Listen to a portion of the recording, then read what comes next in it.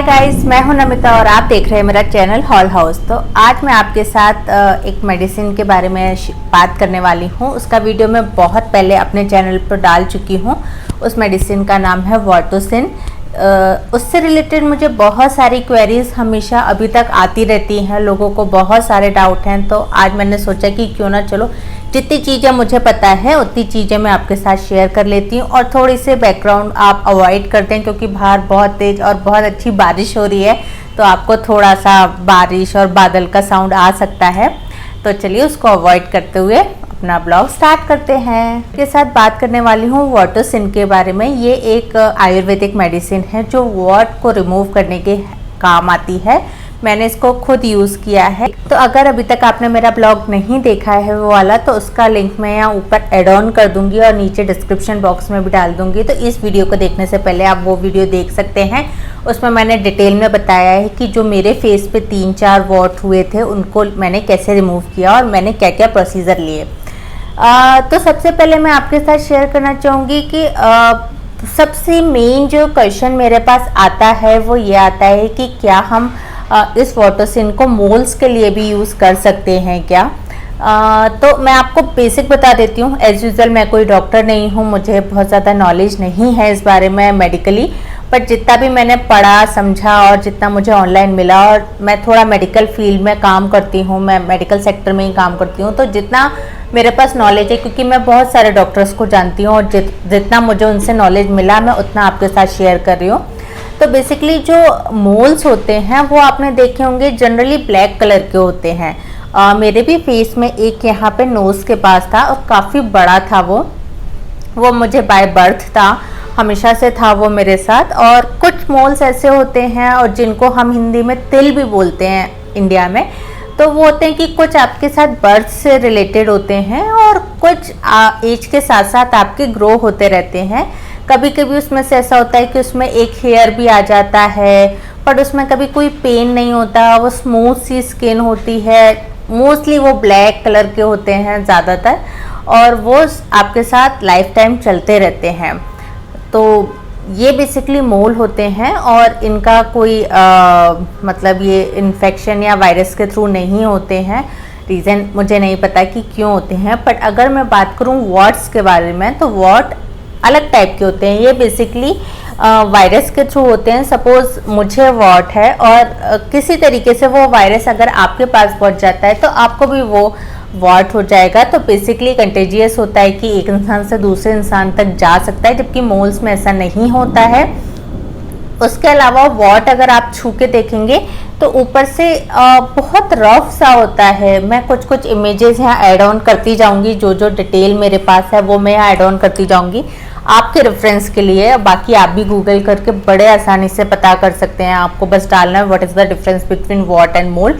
आपको ढेर सारी वेबसाइट और डिटेल मिल जाएंगी कि क्या डिफरेंस है, बट जितना मुझे पता है उतना मैं आपको बता रही हूँ। तो बेसिकली ये वायरस के थ्रू होता है।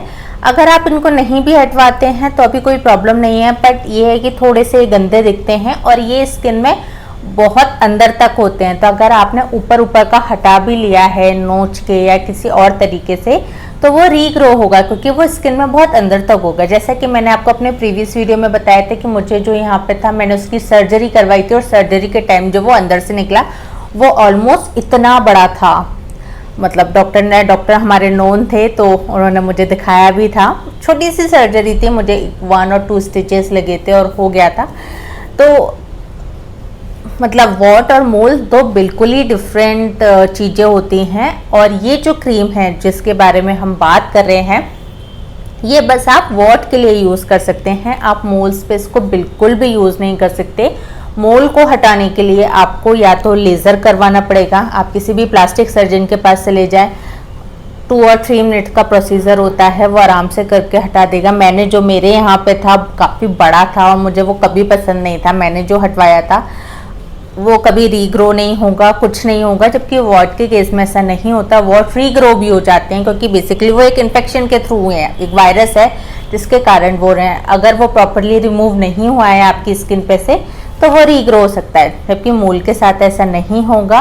तो या तो आप लेज़र करवा लें या फिर आप होम्योपैथिक की जो मेडिसिन होती हैं वो खा सकते हैं, बट वो बेसिकली होम्योपैथिक वाला बहुत लंबा ट्रीटमेंट होता है, आपको आई थिंक 4 और 5 मंथ तक खानी पड़ेगी, और लेज़र 1 और 2 मिनट का प्रोसीजर है। तो अगर आपको बहुत इमरजेंसी में और जल्दी में करवाना और आपको फास्ट रिजल्ट चाहिए तो मेरा सजेशन ये है कि आप लेज़र करवा लें। वाटरसिन से मोल्स नहीं हटेंगे, आपको उन पर मोल पे नहीं भी लगवाना है। उसके बाद बहुत सारे लोग मुझसे पूछते हैं हमारे छोटा वाट है, हमें बड़ा वाट है, हम किस पे लगा सकते हैं, किस पे नहीं लगा सकते हैं। तो मुझे ऐसा लगता है कि ये जो क्रीम है ये बहुत स्ट्रॉन्ग क्रीम है। तो मुझे जो वाट थे वो एलिवेटेड थे, मतलब वो स्किन से ऑलमोस्ट इतने ऊंचे थे जैसे हमें फुंसी निकल आती है ना, उस टाइप के थे। तो बेसिकली है क्या, ये जो क्रीम अभी मेरे पास नहीं है क्योंकि मुझे ऑलमोस्ट 1-2 ईयर्स पहले मैंने इसे यूज़ किया था।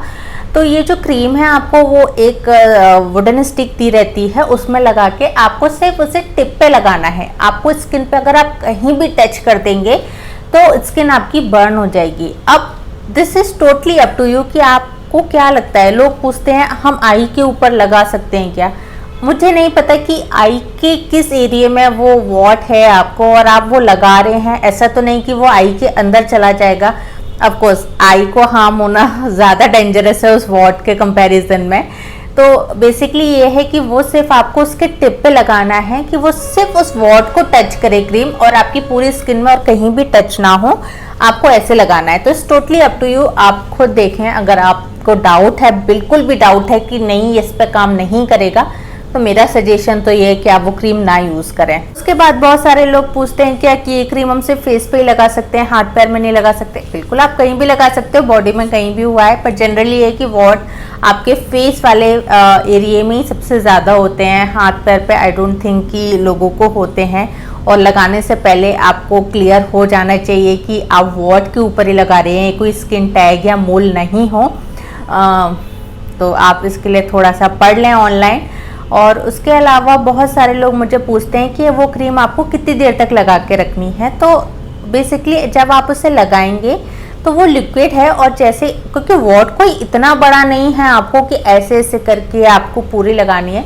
स्टिक से एक छोटा सा ड्रॉप आपको उस पर लगाना है, वो बेबी पिंक कलर की है, और लगाने के बाद वो ड्राई अप हो जाती है तो बहुत थोड़ी सी वाइट रहती है।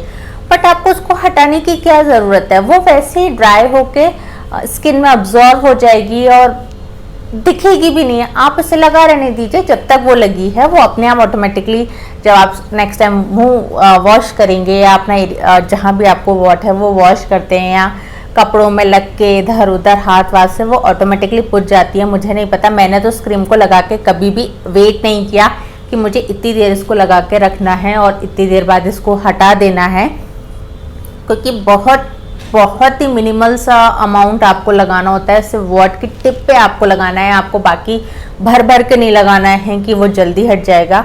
उसके अलावा बहुत सारे लोग पूछते हैं कितने दिन तक लगाएं। ऑनेस्टली आपके जितने भी सारे डाउट हों उसके साथ ऑलरेडी एक पैम्पलेट आता है, आप वो ध्यान से पढ़ें और उसमें जो लिखा है सिर्फ वही फॉलो करें। और मैंने जो यूज़ किया था, मैंने आई थिंक 1 वीक के लिए यूज़ किया था। 1 वीक बाद मैंने बस ऐसे स्क्रैप किया और वो निकल गया था। तो आई थिंक 7 to 10 डेज में वो हट जाएगा। उसके अलावा बहुत सारे लोग मुझसे पूछते हैं क्या किससे बर्निंग सेंसेशन होता है। तो जी हाँ, थोड़ा सा होगा आपको, क्योंकि वो स्किन में पेनिट्रेट करती है शायद जाके वॉट के अंदर। तो थोड़ा सा कोई चीज़ आपकी स्किन के अंदर तक है और वो वहाँ से रिमूव हो रही है तो ऑफकोर्स थोड़ी सी बर्निंग सेंसेशन आएगी, वो हट जाएगा। उसके बाद आई थिंक थोड़ा सा स्लाइटली सा मार्क भी रह सकता है, बट मेरे केस में ऐसा नहीं हुआ। अगर अभी आप मेरा फेस देखेंगे तो आप बता भी नहीं सकते कि मुझे कहाँ पे वॉट थे। तो मैं आपको बता देती हूँ, मुझे यहाँ पे वॉट था जो बहुत सालों से था, बट यहाँ पर मुझे एक छोटा सा मार्क है, पर ये वाटरसिन के कारण नहीं है। जैसे कि मैंने बताया, मैंने सर्जरी करवाई थी और मुझे 1 or 2 स्टिचेस लगे थे, तो ये उसका मार्क है। उसके अलावा मुझे यहाँ नोज़ पे था जिसका कोई मार्क नहीं है, मुझे यहाँ लिप के पास था जिसका कोई मार्क नहीं है, मेरी स्किन पे कहीं कोई मार्क नहीं आया। तो ये मेरा एक छोटा सा क्वेश्चन था कि जो मुझे लगा लोग मुझसे मोस्टली पूछते हैं, और सबसे ज़्यादा क्वेश्चन यही आता है कि क्या ये मोल पे भी लगा सकते हैं या तिल पे भी लगा सकते हैं। तो नहीं, ये क्रीम आप तिल या मोल पे नहीं लगा सकते। ये क्रीम स्पेशली सिर्फ वॉट्स के लिए है, आपको वॉट पे ही लगानी है। बाकी लोग अगर पूछते हैं इफ़ेक्टिव है या नहीं, तो यकीन मानिए मेरे केस में तो बहुत इफ़ेक्टिव रही।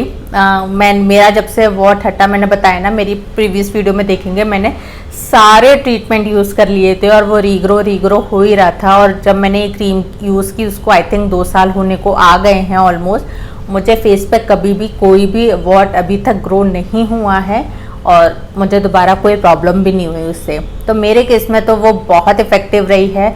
और शायद अगर फ्यूचर में कभी मुझे दोबारा वॉट होते हैं या मेरा कोई नोन को होते हैं, तो मैं तो सजेस्ट भी करूँगी उसे वो।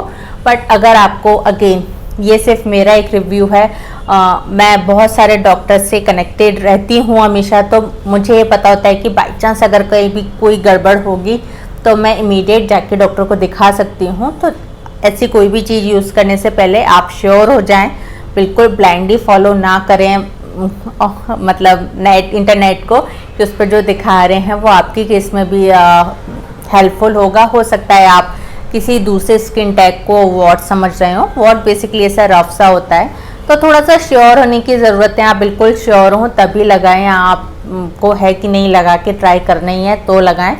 बट आपकी रिस्क आप ही के पास होगी, कोई दूसरा उसके लिए रिस्पॉन्सिबल नहीं है। तो ठीक है, ये था मेरा एक छोटा सा क्वेश्चन आर अबाउट वाटरसन। अगर अभी भी आपके पास कोई भी डाउट या क्वेश्चन है तो आप मुझे नीचे कमेंट करके पूछ सकते हैं, मैं उसका आंसर कर दूंगी जितना मुझे पता होगा। और प्रीवियस वीडियो आप देख ही लीजिए तो आपको पता चल जाएगा। पर वॉट के लिए सबसे इफेक्टिव क्रीम है और मुझे नहीं लगता इससे ज़्यादा इफेक्टिव कुछ भी और है। तो चलिए फिर ये वीडियो यहीं पे ख़त्म करते हैं, मिलते हैं एक अनदर ब्लॉग के साथ। Till then stay safe and stay happy.